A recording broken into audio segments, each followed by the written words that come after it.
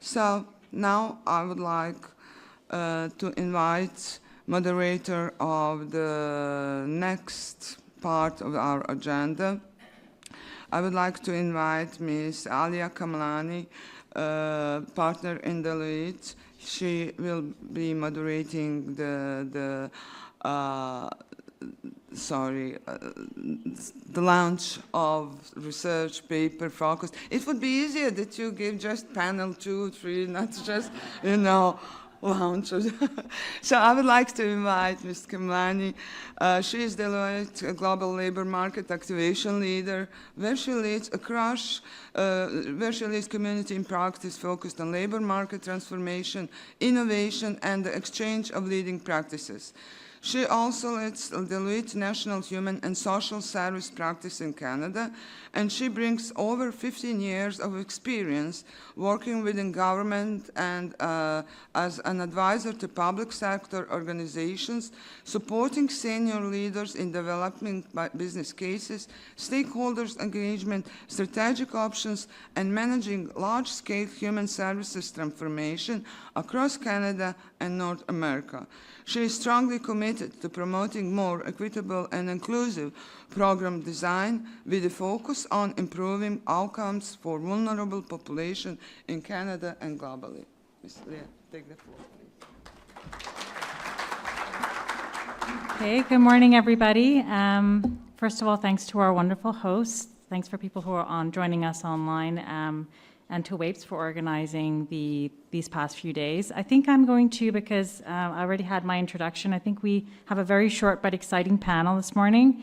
I'm really thrilled to welcome the panelists to their chairs. So I'll just introduce you all, but I'd invite you to kind of come and have a seat as I'm doing that, just so we can get right into the discussion. So Nicole, since you're joining us, I'll invite you up first. So on our panel will be Ms. Nicole Clobes.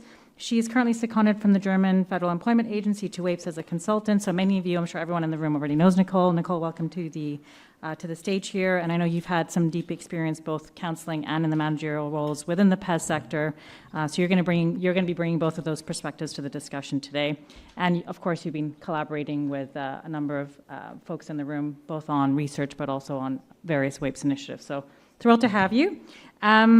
I'll invite Scott Parkin up next. Scott, you're in the back there. Scott will be joining us as well. He is an internationally recognized employability sector expert and the group CEO of the Institute of Employability Professionals, which is an award-winning global membership body for employability professionals dedicated to supporting the work and the people who support others gain work, make progress towards that outcome, and retain those employment opportunities. Under Scott's leadership, the IEP has developed centres of excellence in the UK, Canada, and Australia, and he's championed a global centre of employability excellence as well. So Scott's going to be bringing a bit of practical experience, his lessons learned. But, probably the main show for the purpose of this panel are Tristram and Dr. Alex Nunn. They are leading researchers. They are going to be launching a very exciting paper today on the future skills for PES, which I think is a really timely discussion and a nice sort of bridge from the conversations we've been having over the last day or so.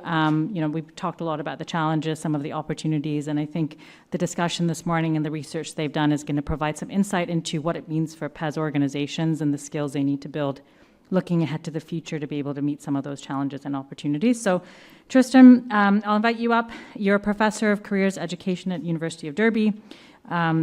Tristram's research focuses on career guidance, public policy, and technology. He's the co-author and today's lead presenter. Also joining him is Dr. Alex Nunn, who I think many of you, again, know in the room. For those of you who don't know, Alex is a senior lecturer in global political economy at the University of Manchester. He has over 25 years of experience as a researcher focusing on labor market, social policy, and inequality, and has written over 100 outputs and undertaken research and consultancy with a wide range of international organizations, including WAPES, but also government focused on the organization, efficiency, and effectiveness of PES. So we have an amazing panel, and most importantly, we have an amazing research paper that Tristram and WAPES and Alex have been working on that we're going to share with you today. So Tristram, I will invite you to the stage to kick things off, and then we'll have a bit of a discussion after Tristram's presentation.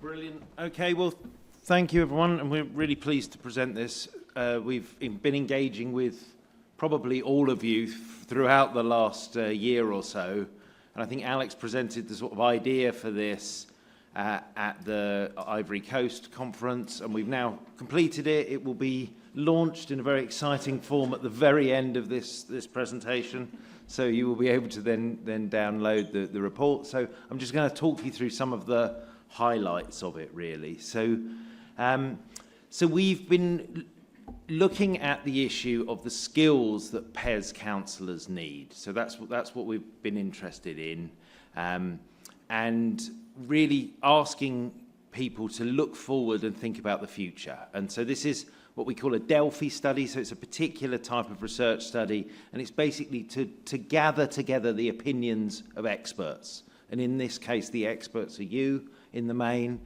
So it's people who work in, and senior people mainly who work in PES across the world, actually.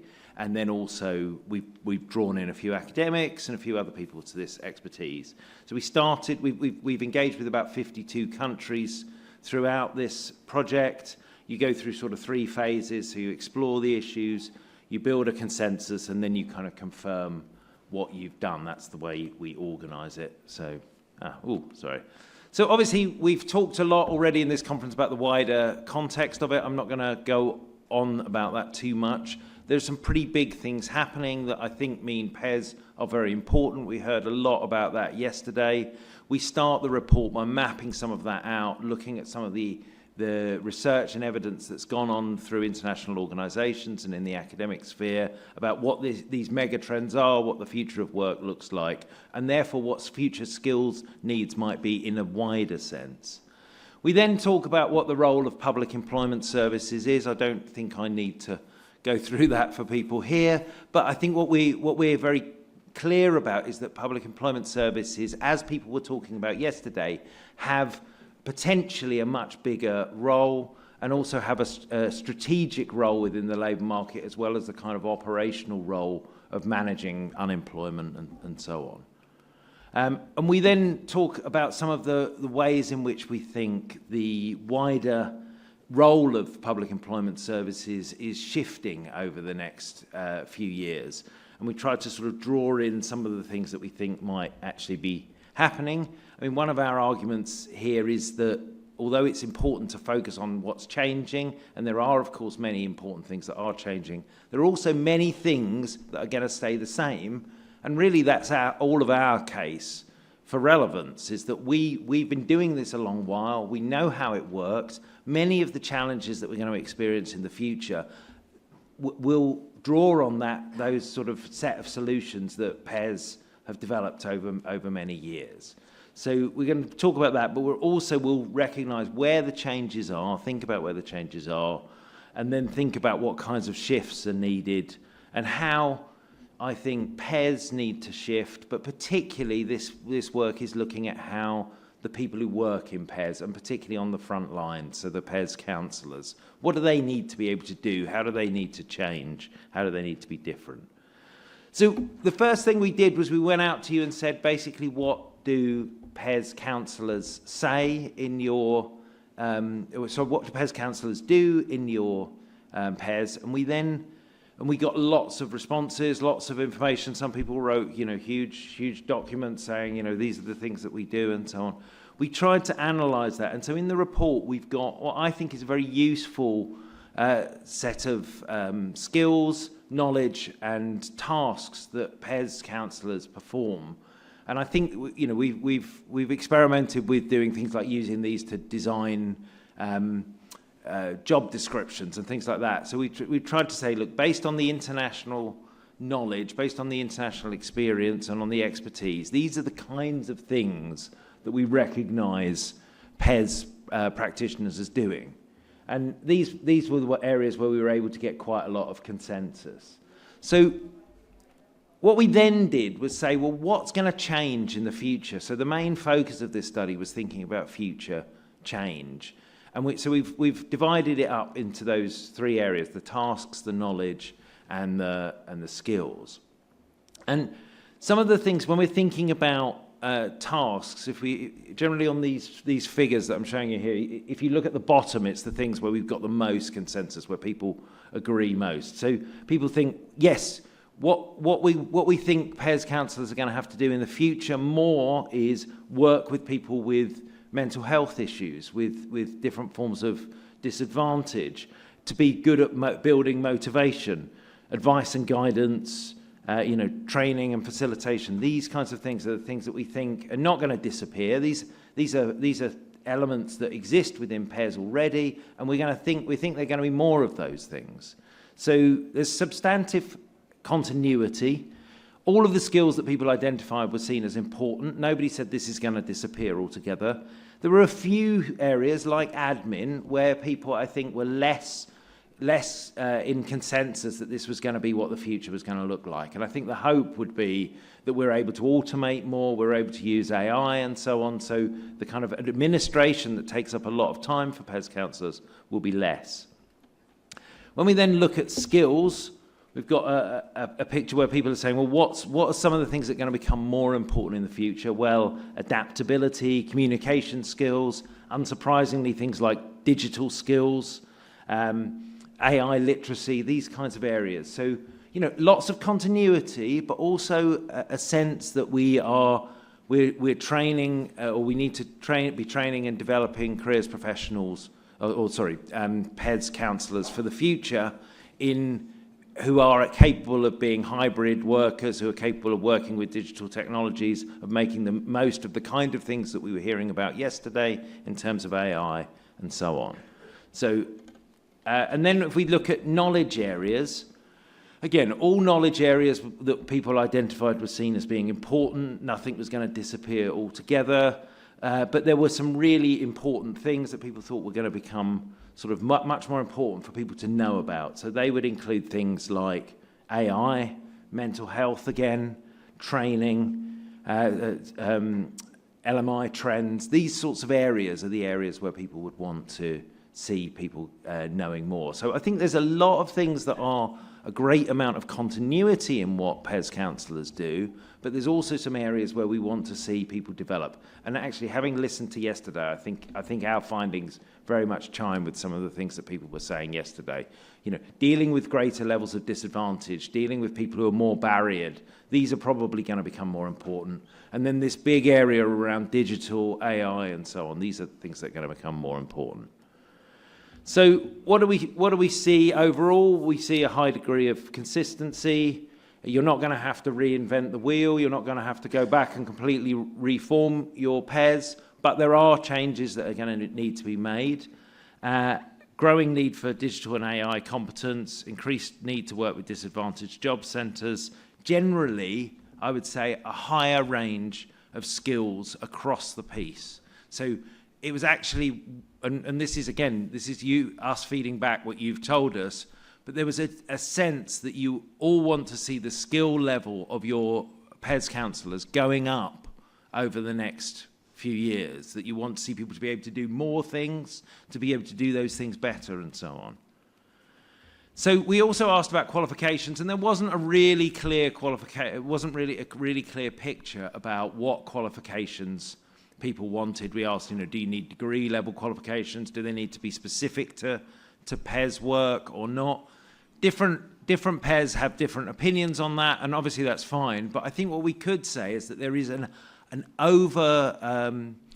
overall feeling that qualifications are important, and they're one of the ways in which we might enhance skills, and that probably if we're looking in the future to a more qualified and professionalised PES workforce.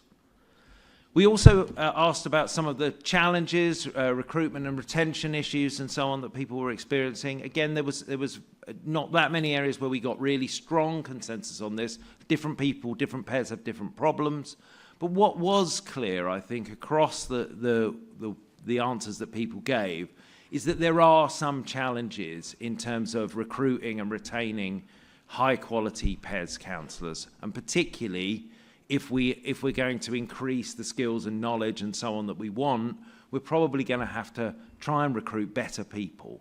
And the worry, I think, here is that there were a number of things that people raised that suggested that the sort of decency of the work within PES sometimes can be a problem. So people are not always paid as well as they could be. They're often stressed. There's often too much work to do. It's often very challenging work and so on. So there's some big issues for us to think about there, I think. And finally, we asked, okay, do you feel you're ready for the task? And you all feel pretty ready. The area we didn't get consensus in was sort of wider changes, more structural changes in the PES, where people often said, well, this is in the hands of policy, it's not necessarily in our control, and so on.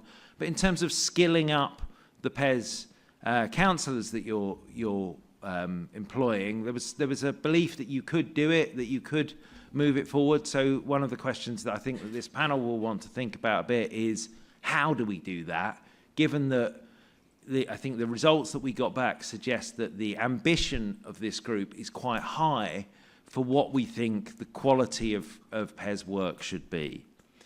So to finish off, we've made a few sort of recommendations. I may need to turn around to see these because my eyes are not good enough to read on that panel. But so the first thing I think is that we think it's really important that we recognise the role of the PES counsellor as being a professional role, a key role, the centre of what PES do. Second thing would be that there is, I think, a broad consensus that this role needs to become more skilled, more knowledgeable, and more professionalised, probably with attendant qualifications.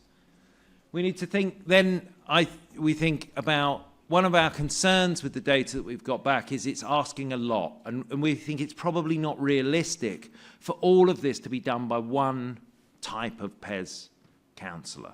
So we probably need greater role specialisation. We need some kind of stronger career hierarchies so people can move within the organisation from an entry-level counselling role up to specialisms in labour market or AI or working with mental health clients and so on. I think generally there's an issue about improving the quality of PES work, by which I mean the actual working conditions of the PES counsellors, so pay, security, the level of stress and overwork and these sorts of things. I mean, these are issues that came through quite strongly. We also think that, I mean, what has come through very strongly, I think, is that people recognise that there are changes, wider changes happening in the system. Technology and various other things are shifting what's important. We need to retool PES to be able to respond to those, but also to skill up the PES practitioner or the PES counsellor to do that.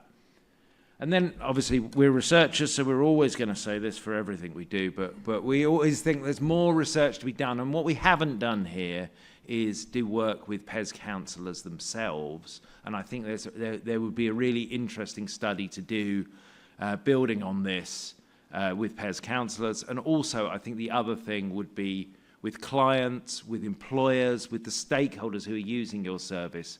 What we've got here and what I think we can present you is what people within PES and people who know a lot about PES and people who sort of run and organise PES, what we think how it should be going forward. And there are other groups that would be very interesting to see how they feel about this and whether, for example, PES counsellors would be keen to be more qualified to learn about AI and so on, or whether they would be terrified of that. This is what we, I think, would like to do more research on. So I will finish there, I think, and say thank you for listening, and hopefully this will set some food for thought for the panel.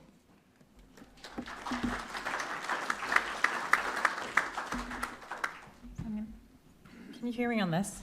Excellent. Okay, we're gonna, I skipped away from that QR code so you don't get distracted by the paper. You will get an access to it at the end, but I want to invite Nicole up just to say a few words, provide some context around the research from a WAPES perspective. Hi, everyone. Good morning. I'm very proud to be here, and I'm also super proud that we can launch the paper finally.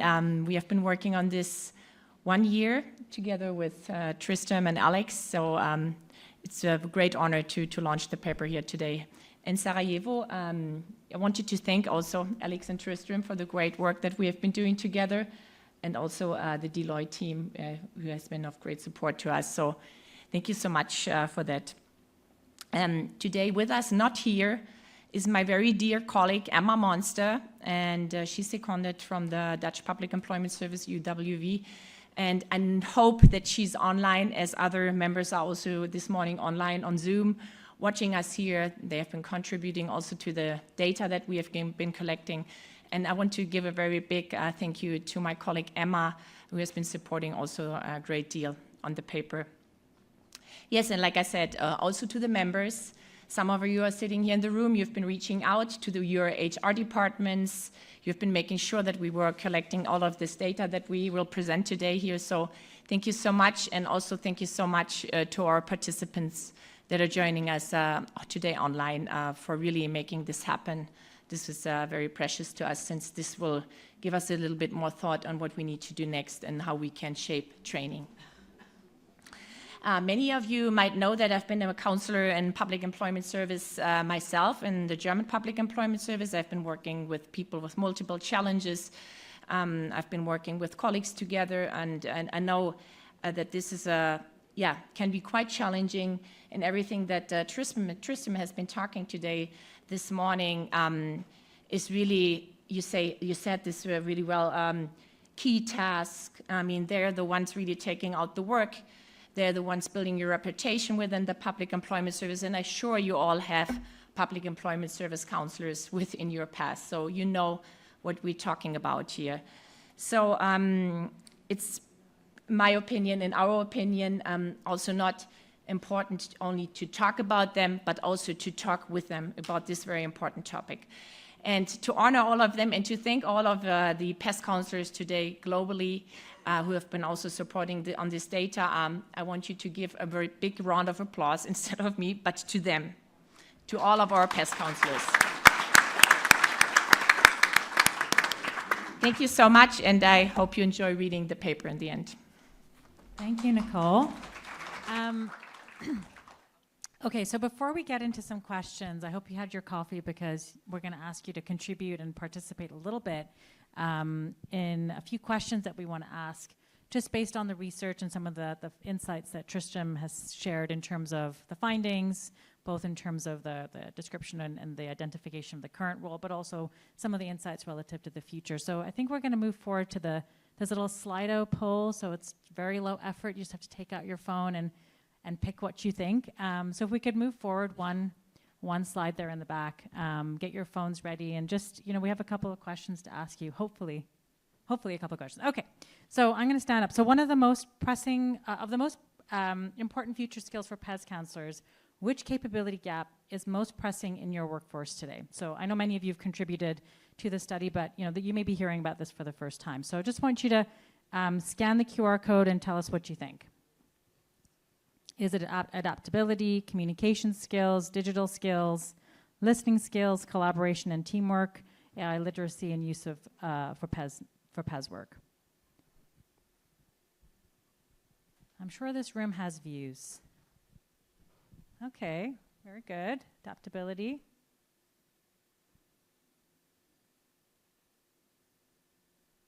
That's a clear winner so far. Communication and digital skills, collaboration and teamworking. Once the bar stops moving, we'll just hit pause. I think that's very telling, actually, that adaptability is the number one for most people. And we can ask Alex and Tristram in a minute whether that's surprising or not in the panel, but intuitively that does make sense given the rate of change and disruption. Okay, one more question. I think we can move along.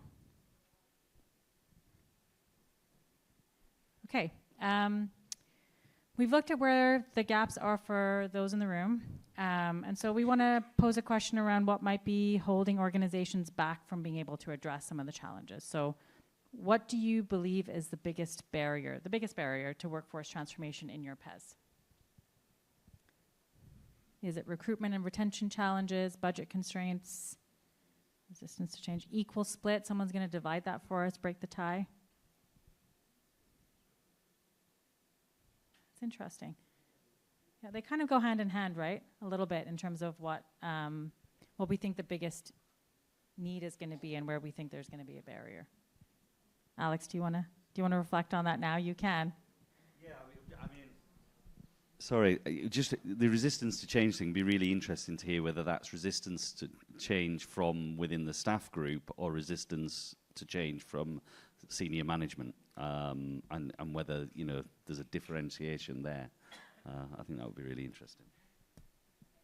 Does anyone want to, I'm going to break the format. Does anyone want to respond to that? Have a think about Alex's question back to you. Where do you think the resistance to change is coming? And maybe when we get to some questions, we can actually see if anyone in the audience wants to share some perspectives on that. Thank you for participating. I think that's helpful. It just gives us a sense of what the room perspectives are on some of the questions and the challenges. And we, as I said, will have a bit more of a discussion very shortly here. So actually, I'm going to start, Alex. I kind of bridged to you, but you're here. You're co-author of Tristram, with Tristram on this paper. And so I wanted just to invite you to share any reflections you have, anything that was surprising to you based on the outcomes, and any other insights you want to share building on the presentation Tristram provided. Thank you. And thanks to Tristram and Nicole for introducing the study. So, I mean, one of the things that really stands out, I think, in the responses, first of all, is the continuity aspect. So we're worried about a world of change, but actually what comes through in that data is that a lot of things that people are, that experts expect PES counsellors to be doing in the future are things that they are already doing. They might be doing more of it, they might be doing it in a slightly different way, or having a slightly different emphasis, but they are things that are part of the role now. So that's one thing. The second thing is, and we've framed the whole project in this way, but every single presentation, I think yesterday, talked about future of work, demographic change, AI, climate change, all that kind of familiar panel of things. And we framed this project in that context, for sure. But one thing I would say that is different about this data to that is this is something that you can control. So PES counsellor tasks will change, the skills required will change because you change their jobs. Or either formally in terms of changing job descriptions and role specialisation and so on, or informally because subtly you change the tasks required or the nature of the tasks required. So this is something that you can control. So and one of the things I think is really, really comes out from thinking through what that data looks like is, particularly the adoption and diffusion of AI within your organisations, is that this is a skills task. It's not just a tech task. And I give you a parallel. So all of us are used to using Microsoft Office on our computers, right? A change happened 5 or 10 years ago, whatever that was, where Office became a thing not on your computer but in the cloud, and 365 and apps and shared files and so on. How many of you were properly trained to be able to use that very massive shift? It looked subtle because it looks the same on your computer, but it's a massive shift in how you use the technology. Well, I'll be one that nobody told me what was going on there or how to use it. And every single day in my organization, I work with people who clearly have not yet understood that. They send me attachments rather than links, all that kind of basic stuff. And that's the kind of shift that I think is needed in terms of training and building capacity, is that the nature of the tasks will change subtly at the front line, but the training need to go along with that is really acute. And so my one plea from this data would be, don't let IT lead that change, make it a joint business, make it a business process-led change that shapes what IT does for you, so it supports the nature of the service change that you want to lead, and build that as a training task going forward. And that would be my big reflection, I think. That is a good one. Scott, I'm going to turn to you, and then we are going to invite you to ask some questions. So you'll see the QR code is up here. I might need some tech support to pull it onto my phone, but we can do that in a minute. So put your questions in. I think that part is working. If you have a question for the panel, please pop it in while we're talking here. But in the meantime, Scott, given your experience, a lot of the work you do is on the practical side, building kind of learning and curriculum for employability specialists, working kind of directly with frontline and organizations. And so I wanted to invite you to reflect a bit on the study as well, but also on your experience working directly with people in this space, and share a bit of your perspective on what do you think good practice looks like, and what do you believe is most critical now as you're kind of doing this day to day, but also as you think about the skills and the needs of the future, what do you think is going to be really important in terms of translating some of these findings into sort of implementation and actual training and capacity building? Thank you very much, and thank you for inviting me to your beautiful city. I've had such a blast here. It's absolutely wonderful. Thank you. I think the research. I've got some reflections down here, and I want to be focused on the research, but also in general. I think the research the study is a really good study, and I'm really excited about the impacts that will come the next phases from this as we open up the dialogue and the conversation. What's clear in every part of professional practice in this environment is that the new things get quite a lot of attention. Anything to do with technological changes, demographic changes, social and political instability, all of those things get a lot of attention. But it is interesting that the engine of success is frontline advisors, and all of that remains the same. So the social and emotional skills that they have, the personal professionalism, the labour market engagement, and all of the things around intercultural competencies remain constant. So good practice within that environment does remain the same, even when it's augmented with different technologies. And that's because it's all about human inputs. Without trust, there is absolutely nothing in this environment. Advisors skilled at that personal intermediate application of empathy, who are able to empower job seekers and employers, and really importantly, they're able to build trust quickly, and that trust is durable, is key to success. But of course, always supporting them with information access, and in essence, building self-efficacy is really, really important. And that resonates really well with our mission at the IEP. We're all about activating those core skills, making sure that in labour market activation, those skills are absolutely at the front of delivery. We can't ignore the new, though, ever. And the IEP Journal, most recently, actually, a shameless plug, if you get to read it, it's great, it's there, it's free, was all about innovations in AI. But the most recent IEP Journal was all about HI, which is human intelligence, for those who have seen that. And then we have Centres of Excellence, which is really interesting because they do concentrate on the new. What we want to do is look at innovation within professional practice, and new things are exciting. So in the UK, we've used interesting technology around AI to engage, induct, and support counselling of customers all the way through the process, taking away some of that administration burden that we've talked about, which is a key component and a challenge everywhere. And that's been replicated in Australia, where recruitment and retention of customers is a significant issue, and accessing them in the first place and engaging with them. The same can be said for labour market activation through employer engagement. Early engagement with customers and support for psychosocial interventions, persona matching, female and age-related workforce representation, all of those things are key, and all of the things that we're working on. But it's all supported by well-trained, qualified, accredited human beings, assisting with ethical choices, building self-efficacy, and ultimately supporting the progression into good work. And working with employers, working with employers to support people moving from the new employee to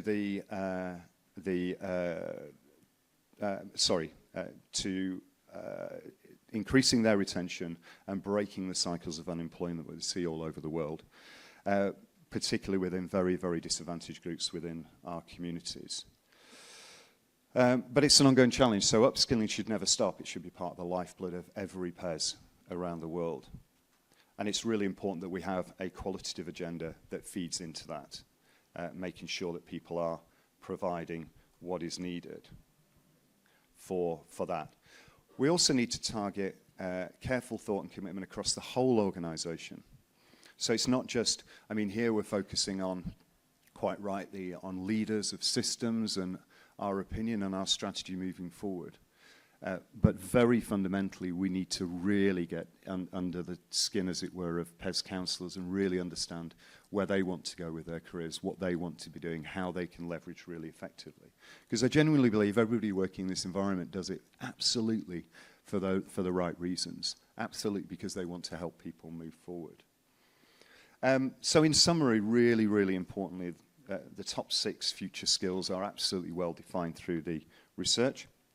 All of them matter to me and everyone that I work with. And the most effective advisors apply all of them in a complex web of interactions. And we can see that actually often defies categorization. Listening and communication skills are core to that, but so are coaching, employability skills, empowering, confidence building, and being adaptable from employer to employer and from customer to customer, job seeker to job seeker. But all that adds up to a mastery of professional interaction, and how you pose questions drives the answer. So can we exclude anything from those core skills that are required? Interestingly enough, just a really quick example before I hand back to Alia. All of the above are really important. In our work, most recently with DWP, which is the UK PES, around their Jobs and Careers Service, it's been apparent that cultural change is essential also. So more than resistance to that change, it's creating viable alternatives that are welcomed by those staff members. Naturally, operations will target impact on those alternatives. Careful thought and commitment across the whole organisation is needed. But what we find is the development of professionalism and quality systems can also contribute to staff recruitment and retention. Feeling a worth at the things that you're doing is so significant in this environment. It's about doing that worthwhile job, doing a good job and doing it well. And yes, it does need training, support, coaching, and an infrastructure that is supportive of that change. Really quickly on AI, the biggest loser, if I'm allowed to use that term, in this AI revolution is going to be the generic employment consultant that processes activity, that is very admin focused, that is very, looks at appointments or resumes and compliance tasks. The biggest winner in this environment with AI is going to be the employability professional, that PES counselling professional, the individual that is invested in, the individual that is supported to do a better job. And that individual combines coaching, behavioral insights, employer credibility, digital fluency, and labour market intelligence. The ones that are there to make a real difference to people's lives for the future, not just the process and not just the now. We need to pledge that we'll do everything we possibly can to deliver these things to those people so they can support citizens all over the world to get much better life chances. Thank you. Excellent. Okay. Well, I think I mean, it sounds like, you know, I think you've articulated that you believe all those skills are equally important. I think, Tristram, that's what you shared in terms of the feedback you got from the study group as well, in terms of all of the skills identified, you know, were important to varying degrees and continue to be important. So I think that there's a lot of alignment there, and I think some really interesting observations in terms of where the actual practice of employment counseling needs to shift in terms of, and again, I think building on some of the findings is really in that relationship building, the interpersonal, the human kind of human-to-human connection, and pulling up or a bit more away from the admin and the processing side, which I think, you know, is what people are expecting as well. So I think a lot of alignment there. Thanks for sharing, Scott. I'm gonna invite maybe the room just before we go back to the panel to see if there are any questions in the room here, and if someone in the back can help me with showing the questions up here. It's not working on the phone, so. I don't think so. I've tried. Or does anyone want to do it old school and just put up their hands? That's totally fine as well. Don't be shy. Okay, excellent.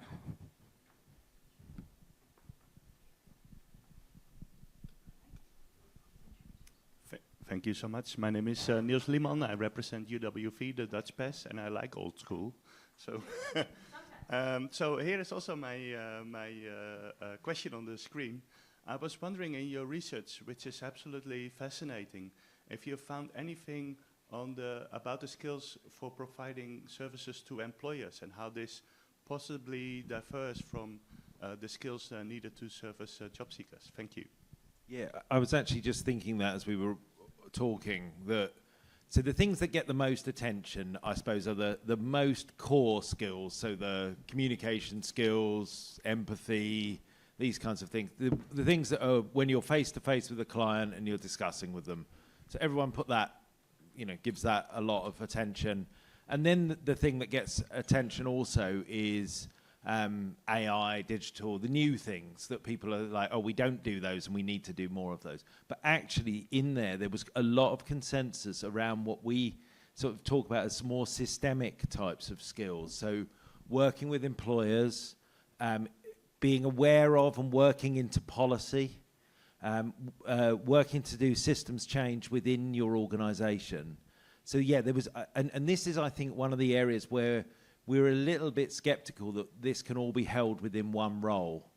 But I think within PES, we need a range of professionals, and it's possible that, there's different models that you could do that. It's possible everyone will have been a counsellor at some point, but then there might be progression to people to be the person who works a lot into the employer space, engages employers. It was really, it came through with a lot of consensus.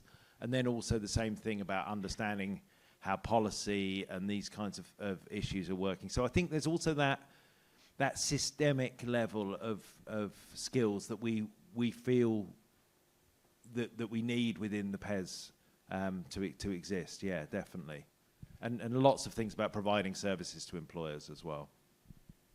Great. And Scott, you want to jump on, but Alex, maybe I'll give you an opportunity if there's anything you want to add. Do you want to add anything quick?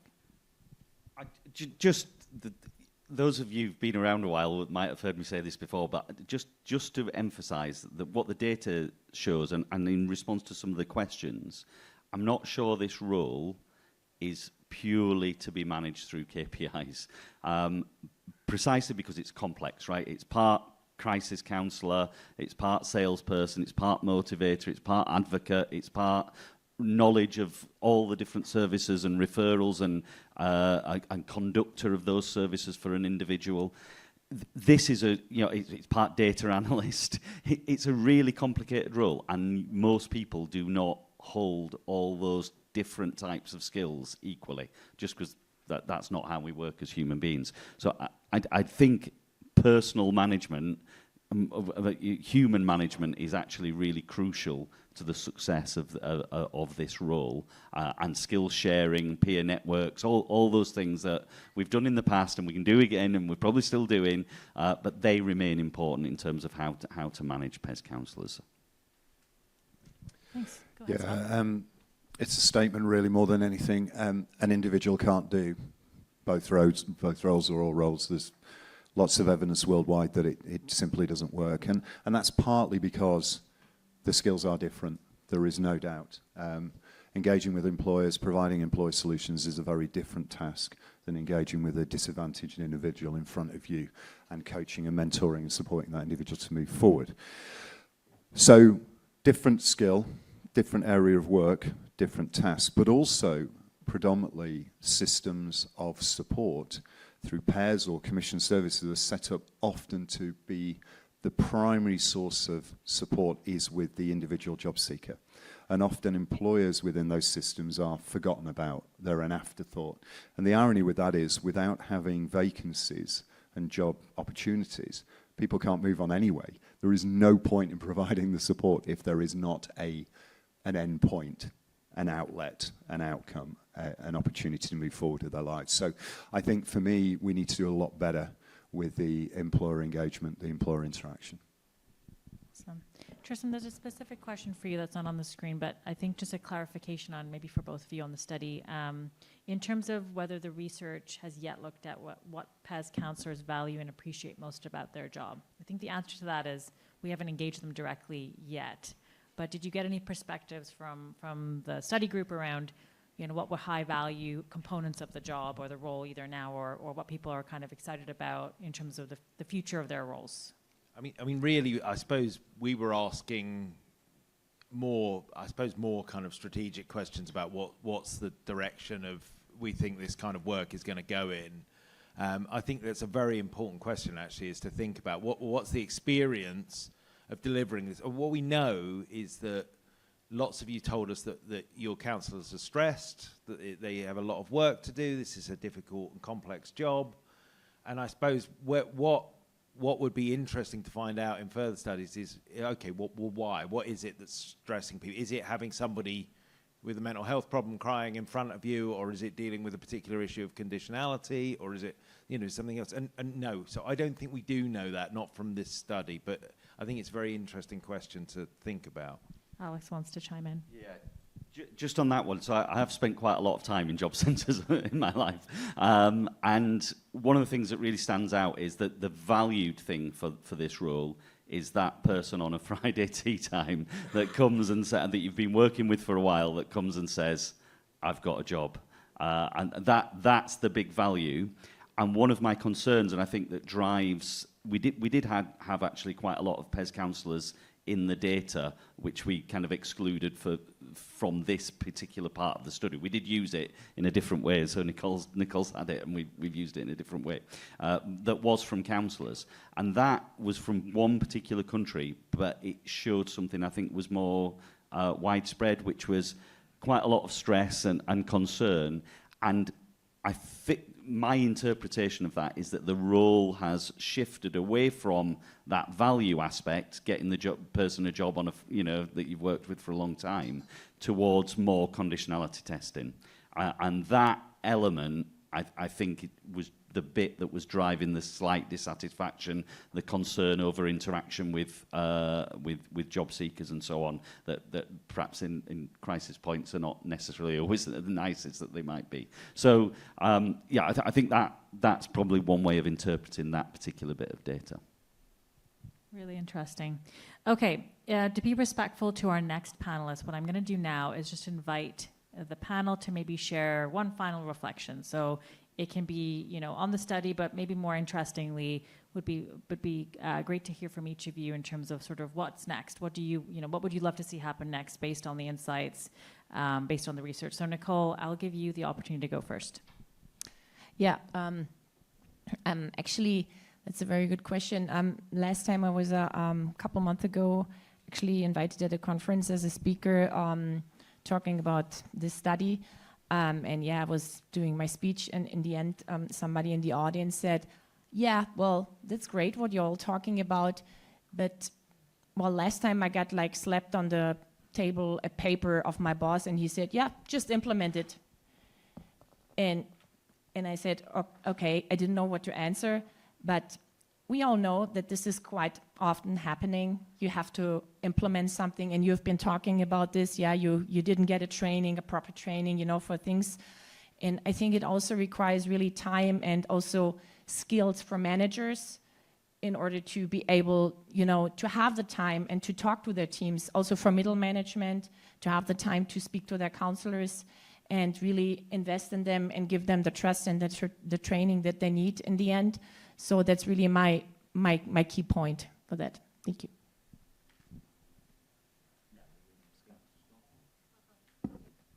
Yeah, my last thoughts would be that we have in PES Counsellors around the world an amazing resource, people who are genuinely committed to making significant social change. And I think we can no longer undervalue that resource that we have. We need to work hard to invest, to support them, to remove some of those stress challenges, to enable them to see what the future will be like, to enable them to practice really effectively in that new future. If we do that, we will make significant change to people's lives, significant change to society in general around the world. So I fundamentally believe that every single PES counsellor in the world is an expert. I really do. I think we've just got to leverage and realise that more efficiently and more appropriately as we move forward. Thank you. I suppose yesterday it was a bit of me that was a bit overwhelmed with all of the challenges that we were talking about, and I feel you come away and think, gosh, we've got all of these things, climate change, increased migration, AI, and we've got to try and deal with all of these things. I suppose one of the things that gives me some optimism from the study, but also from my wider work, and I am involved in training careers professionals and people who work in PES and so on, is that actually training is an important part. Like, education and training has a power to help people to deal with these things. And what we didn't get back from this study was people saying, I don't know, it's just too much, we don't think the PES is up to it. What we got back was actually, you know, we've got really good people. They already can do an awful lot of the things that we need to do to face the challenges of the future, but there are some areas where they could benefit from some more training, where they could benefit from some more development. And I think actually that is very much within our gift. We can do that. It's not even the most expensive thing. We're not saying we have to double the size of PES or whatever. We're saying train the people you've got, take them, give them the new skills that they need, take them to the next level in some of the areas where they've already got competence. And I think that's actually a profoundly optimistic sort of message, really. So I think that's probably somewhere I can try and leave you with. I'm conscious of time, so I'll just say one thing. I think what the study shows is the need to invest in your talent, and your talent is at the front line doing, it's not the tech developers, really, because you will get that anyway, but the thing that makes a difference for your organisations is the people delivering the services to your job seekers and your employers, and that's the thing that we need to be investing in. Well said. I love ending on a note of optimism and a bit of call to action. So thank you to you both. Huge congratulations on the paper. Thank you to the panelists. Thank you for your time. We'll conclude maybe with a round of applause, and we'll hand it over to the next session. Thank you so much. Okay, and we do have, I think, the QR code. If we can bring the slide back up just really quick, the last slide in the presentation. You guys can take a quick scan of the paper, and I think if we can maybe bring it back, Nicole, over the break, so people can get to it and get access to it in the meantime. So we can, if we can't get there quickly, maybe I might suggest we put it up at the coffee break, and so you can scan it then. So if folks want to come off the stage, that would be great, and I'll hand it over to the next panel here. So it's up for a second, and we'll bring it back, I promise, at the break time. Thanks. Okay, I don't know if I'm introducing the next panel, or are you doing it? Should I do it? I can do it if you like. Okay. Okay, so we're going to have our next panel come up. I'm just going to freewheel it a little bit here and invite you to come up. Maybe we could switch the slide forward, and I'll just introduce the theme.